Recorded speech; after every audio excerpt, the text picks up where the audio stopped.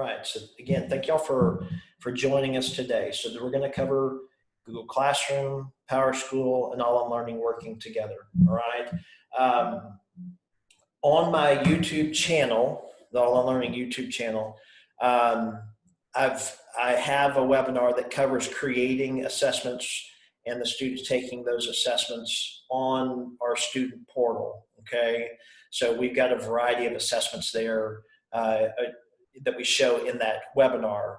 I'm going to go ahead and activate an assessment now for the students to take on their devices. Okay, so that webinar covers the details of creating the assessment that I'm about to show. And so you can hit that and watch that at a later time. But what I'm going to do right now is I have this assessment that I've created. What I want to do is I want to share this, first of all, with other teachers. All right. Now, in the past, when you used All in Learning, if you wanted to share an assessment with other teachers, you had one way to share it, and that was with the distribute option, and it would distribute it to teachers in a specific PLC. And you still have that capability. All right. So if I'm doing this with other 7th grade language arts teachers, I'd have my 7th grade ELAR PLC in there, and I could hit distribute.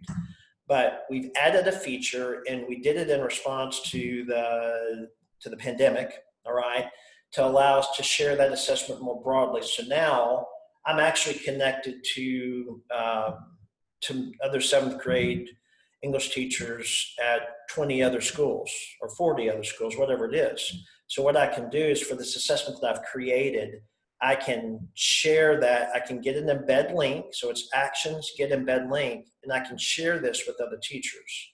So I'm just going to copy that embed link right there. So now what I'm going to do, we all work from a common Google Doc, for example. Now, it doesn't have to be a Google Doc. I could email that link to teachers. I could put it in the calendar. We could, share it in Google Classroom if you wanted to, but I've just created it here. So this is my week 2 quick check. All right. And all I'm going to do is I'm going to copy that link. So now anybody that wants to give that assessment, they're just going to come right here. All right. So I post, hey, everybody, I put the assessment on our Google Doc. So anybody that wants to give that assessment, they just click on it. All right. So anywhere from within the district, if you weren't logged into All in Learning, it would prompt you to log in to All in Learning. And now what I'm going to do is I'm going to post this to the student portal. All right. So I've got to select a class. There's my 5B class. And I'm going to set up the assessment now. Okay. So I've got to give it some settings. So I'm not going to kick the students out if they leave the assessment screen. This test, I'm not going to scramble. I'll do all that in just a minute. I'm not going to provide any feedback on this assessment. This assessment actually has some multiple choice, short answer, and open response. I've got to grade some of that, so I'm not going to provide the students feedback initially.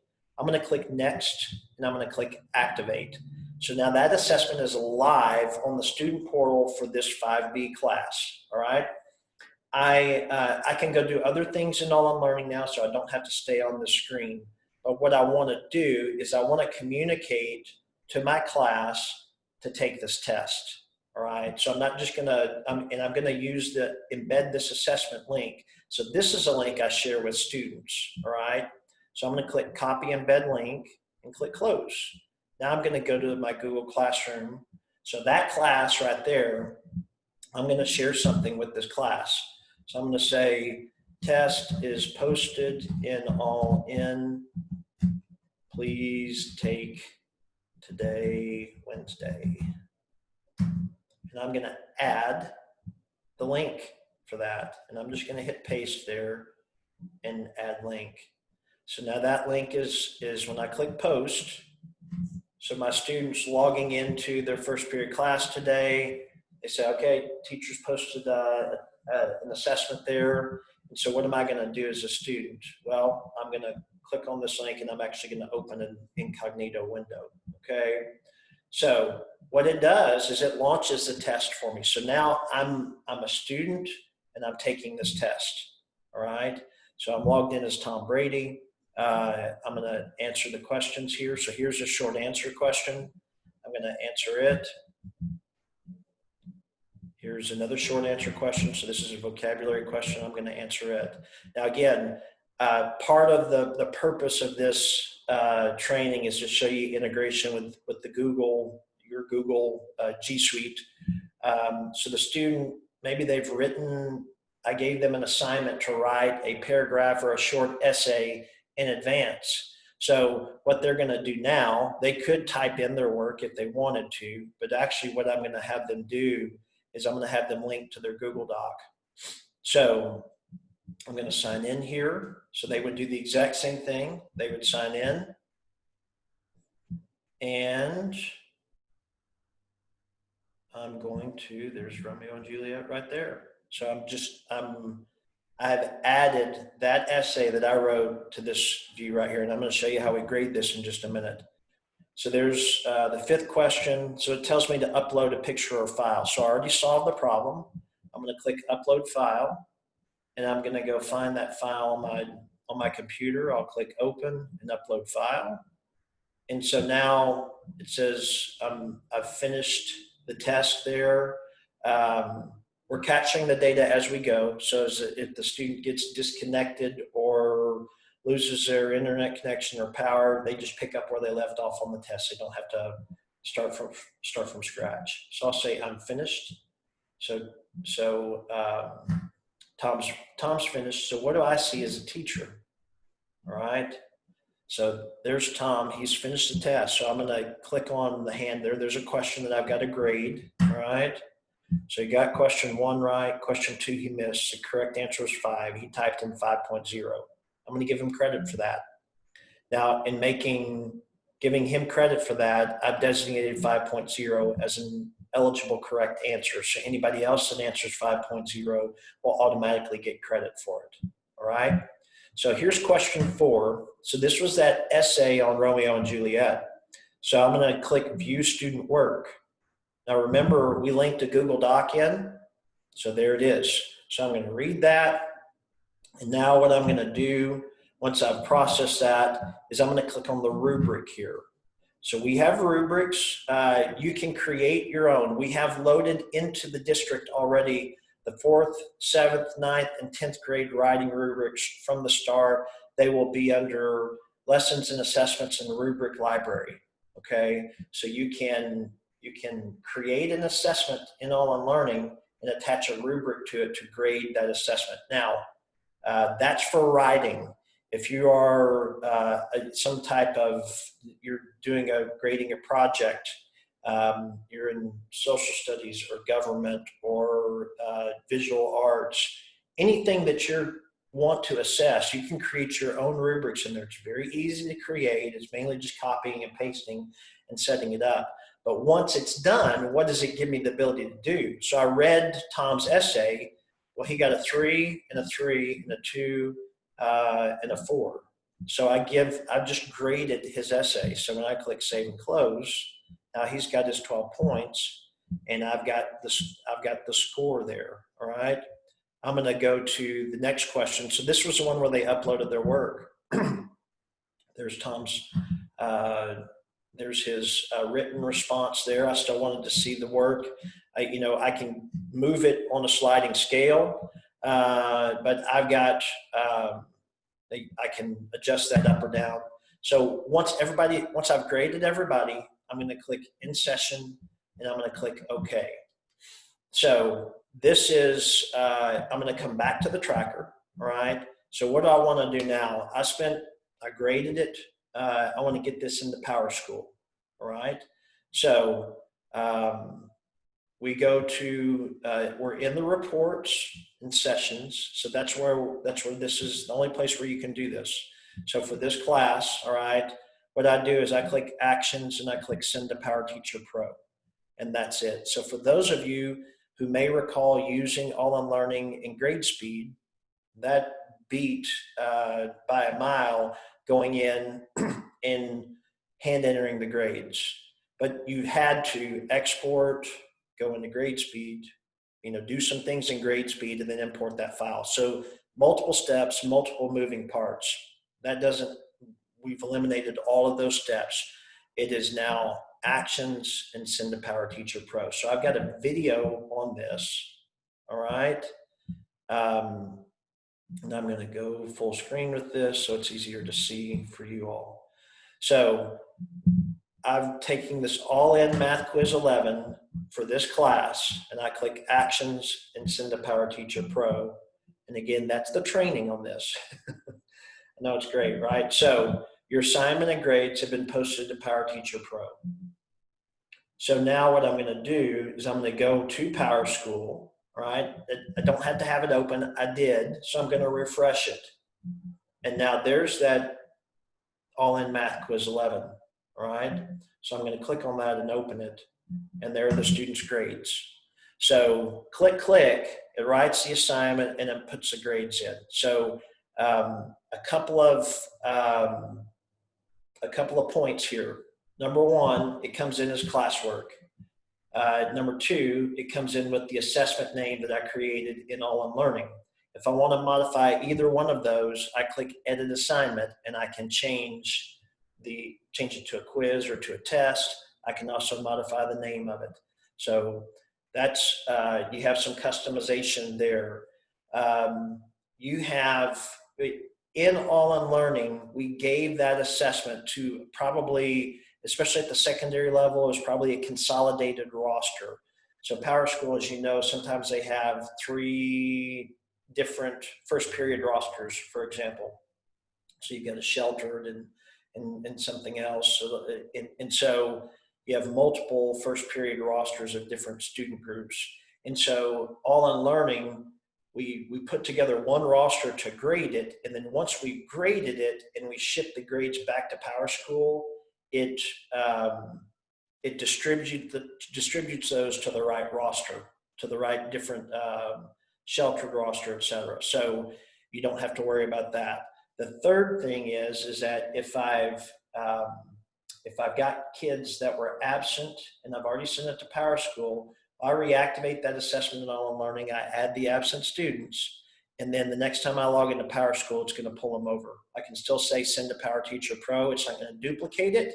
Okay, so it's just going to populate the grades, the kids that were absent. So just so you know, all of that we'll do that for you because we're connected under the hood, if you will, in the guts of PowerSchool working there. So one of the main things that I wanted you to see in that is just the amount of time that you save, the ability, if you have parents and students logging in to check grades in PowerSchool, I gave that assessment today. If I want to, I can put the data out there today. So we can turn that to the students very quickly. The other thing that we did was we connected it to Google Classroom. So Google Classroom is our tool that the district's using. Great. We've got a way to connect with that. So you keep the communication up there. Google Classroom, if I do an assessment in Google Classroom, I don't have an easy way to get it into PowerSchool. I also don't have a way to track the students on the standards and so forth. So I'm not getting the level of data that I need to really drive personalization, differentiation, and intervention in my class. Okay. So what I'm going to do now is we're going to do another assessment. Okay. And this one I'm going to create from the item bank portal. All right. So we've got content, and actually we have a lot of content loaded into the cloud for Dallas ISD. So we're talking 70,000 item bank questions from All in Learning that start at pre-K and go all the way through high school. It's heavy on math and ELA. All right. We also have publisher content in there. So a lot of your textbooks had item banks that we have loaded into the cloud and put in as well. What I'm going to do is I'm going to click on search by standard and go to the essential knowledge and skills. So that's where our standards are, and go to math and go to 4th grade. And now I'm going to go down to the TEK that I'm covering today, which is 4.6B. All right. And so when I click on that, it narrows down and it shows me down here all the assessments, all the buckets that have 4.6B questions in them. So I'm going to click on the All-Star Math here. So you see Go Math, you see Pearson, and I'm going to click on this one here. I'm going to select some questions, all right, and I'm going to click Create an Assessment. So this is a 4.6B DOL. So I'm going to do a couple of things in this. I'm going to create this assessment. All right, so now that's created. It's got 5 questions in it. All right. I'm going to, if I wanted to add more, I could. All right, but I'm going to leave this as is right now. So now I'm going to go to that 4.6B DOL. I'm going to share that again, right? So we're going to share this with teachers, and I'm going to copy that. So now I go back to my assessments here, and I've got a 4.6B DOL. Now, anyone that has access to this, they can click on that and launch it and use it, all right? So here's, where was I? Right here, okay? So now what I'm gonna do is I'm gonna post this to the student portal. So this, I'm gonna click Post to Student Portal. A real quick thing here. So this is not an Activate, that Google Classroom Activate link is not turned on in Dallas. There are 2 reasons why. It doubles your rosters. If we turn on Google Classroom Sync for your campus, it doubles your rosters. Then if you use Google Classroom, you cannot you can't use that to post to PowerSchool. So we don't want to duplicate the rosters, and we don't want to have to hand into the grades into the grade book. So that's not turned on, and that's the reason why. So again, we've provided a workaround or a way to integrate with Google Classroom to alleviate that. So I'm going to say Post to Student Portal. I'm going to click on my 5B class there. I'm going to show all of these options here just so you can see it. All right. So we've added some options here. The students are going to take it on their device. We've got it timed. We're going to show the countdown timer. We're going to kick the students out if they leave the assessment. We're going to scramble the test. So this is kind of going full steam ahead here. So I do want to share this with my class. So I'm going to say copy this embed link. And I'm going to go here and I'm going to say, okay, 4.6B DOL is posted. It is timed as well. Please take right away. So these students can be live in my class. They can be at home. But if I've got this hybrid environment, I'm getting data in one place where I can track my students, all right? So the students are going to, again, I'll open in an incognito window. So now so you see there, it says my security settings have been activated. If I try to leave this assessment screen, it's going to kick me out of the test, okay? So it's time, we know that. You'll see there's 58 minutes left to complete this assessment, all right? So I'm going to click through and answer these questions, all right? So now I say, you know what? I'm gonna Google for an answer here because I'm not sure what that meant. And I go back to this, I see, oh, I've been removed from the assessment. So what does the teacher see, all right? The teacher sees that Tom has been kicked out of the test. So I can end the assessment or I can restore access. I'm going to restore access so he can get back in and finish the test. He gets 1 strike, okay? So I'm going to say launch that assessment. The security settings are still active. Notice he doesn't have to restart the test. We've saved all of his answers. All right. So what I'm going to do is I'm going to click on the correct answer there. I'm going to say show summary. I'm going to say I'm finished, and Tom absolutely bombed that. Okay, so Tom says, you know what? I think I can do better. I'm going to relaunch that assessment and try to do better, but he's locked out. That's not an option. So we keep them, prevent the students from doing that. Okay. So what I'm going to do now is I'm back in all the learning. So my students finish the assessment. All right. What I'm going to do is when they're done, I'm going to say end this session, and I'm going to click OK. So it writes the data to the reports. All right. So again, integrated that with Google Classroom, shared it with other teachers, shared it with my students. I want to add this data to the tracker. Okay, so real quickly on the tracker. So there's my 5B class. They're the 4th grade math standards. So I'm going to say add that to the tracker. So what I'm going to do here is on the tracker side, what we provide, if you haven't seen this before, all right, we provide a way for you to progress monitor the students on the standards all year long.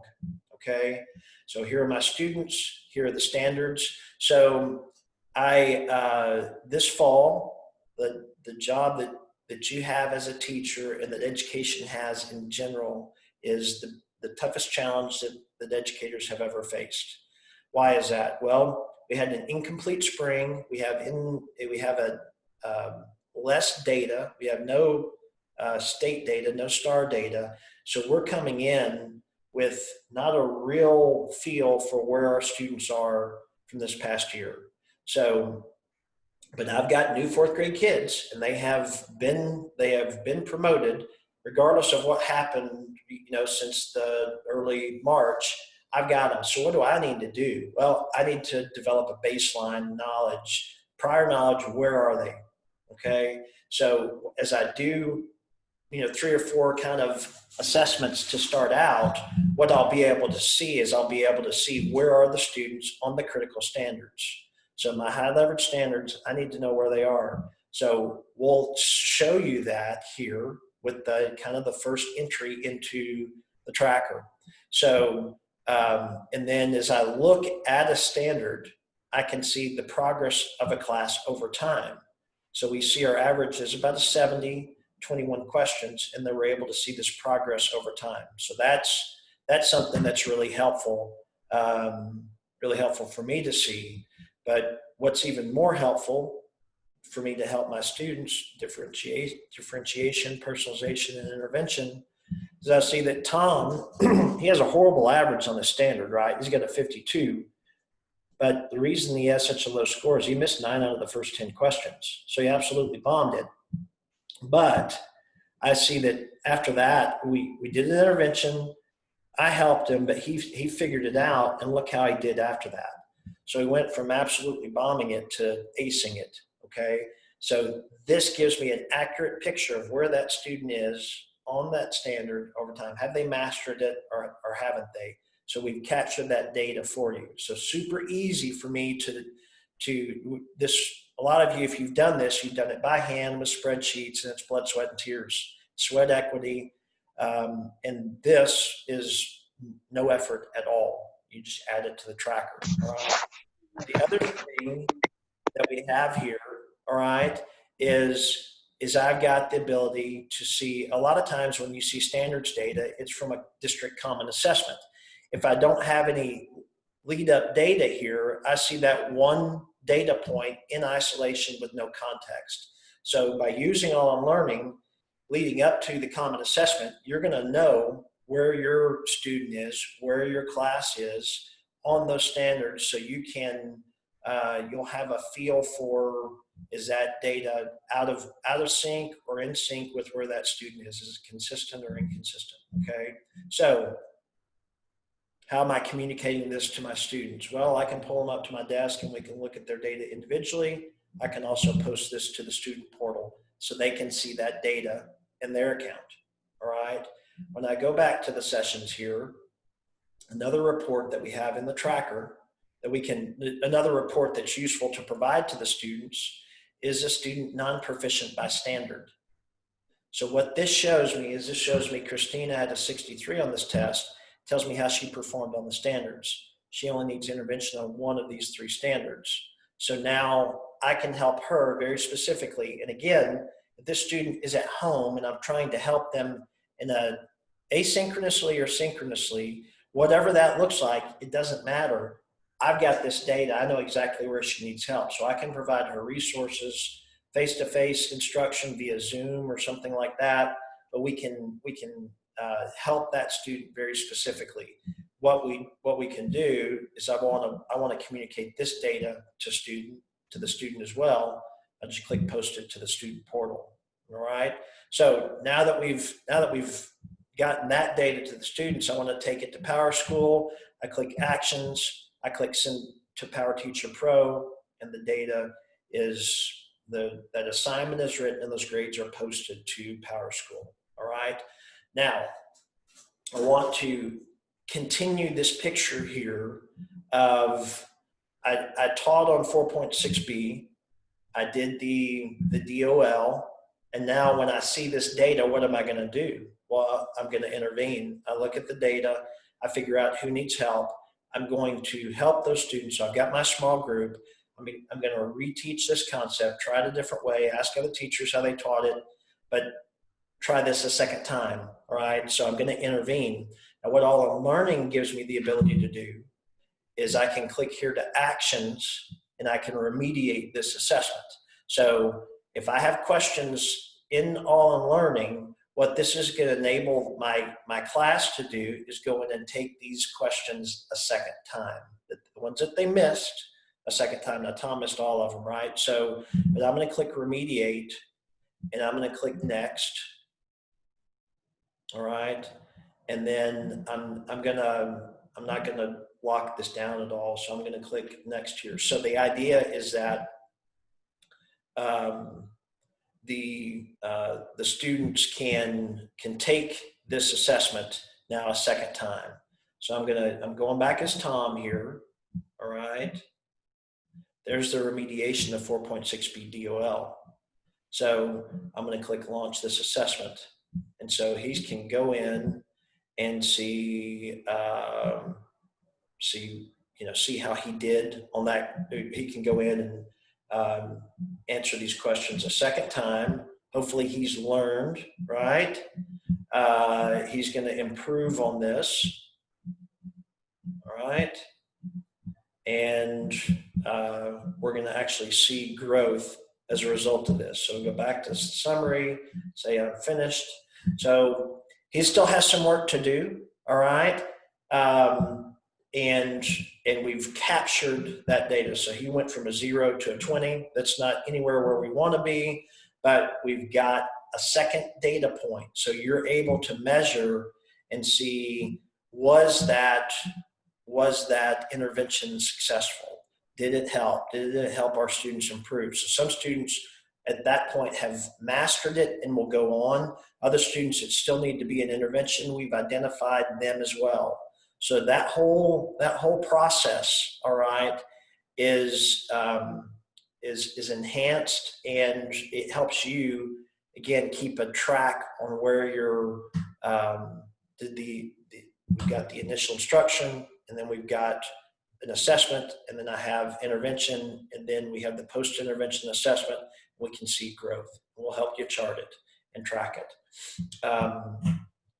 Another example, kind of given where things are going with the state, is I want to show you, a lot of you are familiar with our clickers.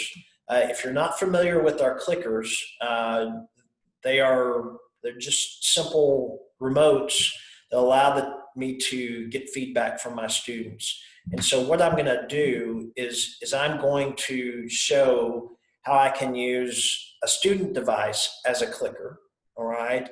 And what we're going to show as well is this can be with students at home and in a live class going at the same time, all right?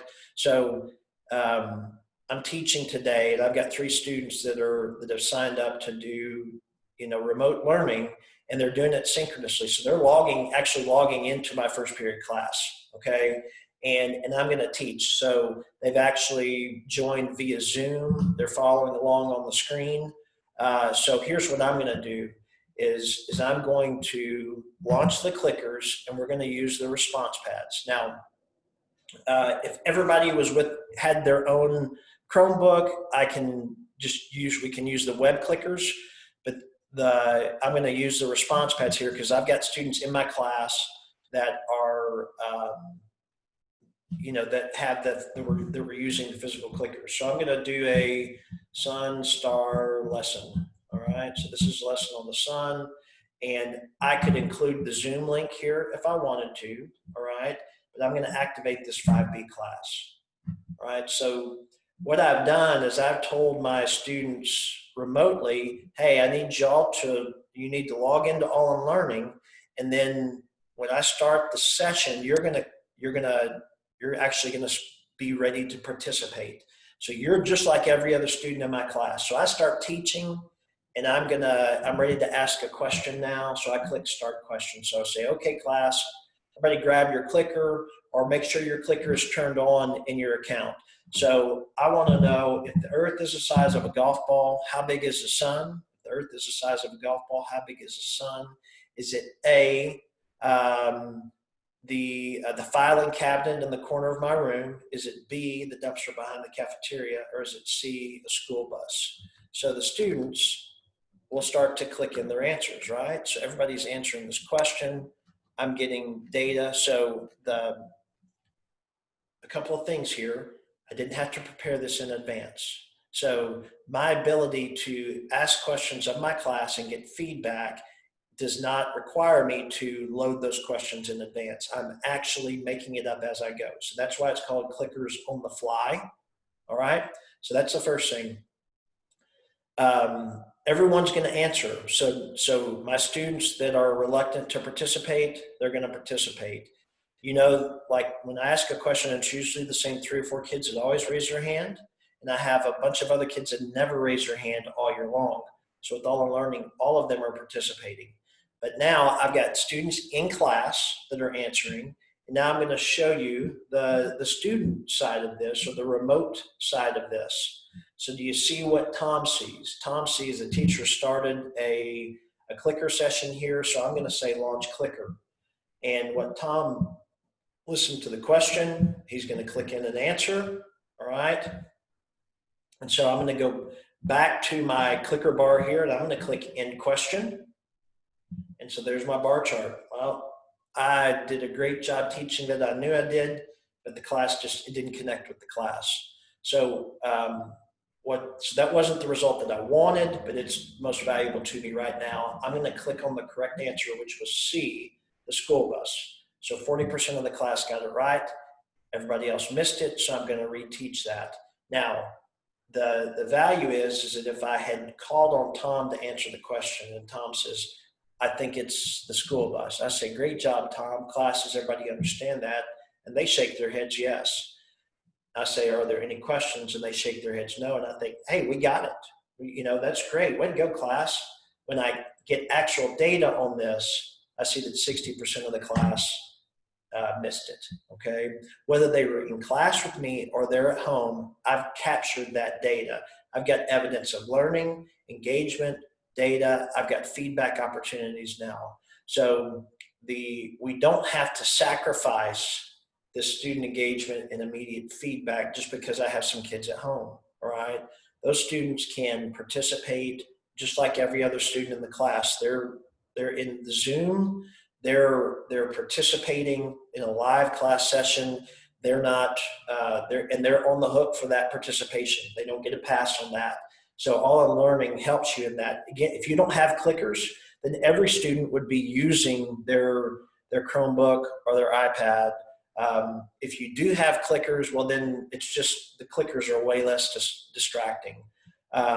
So there's a great way for me to use All in Learning.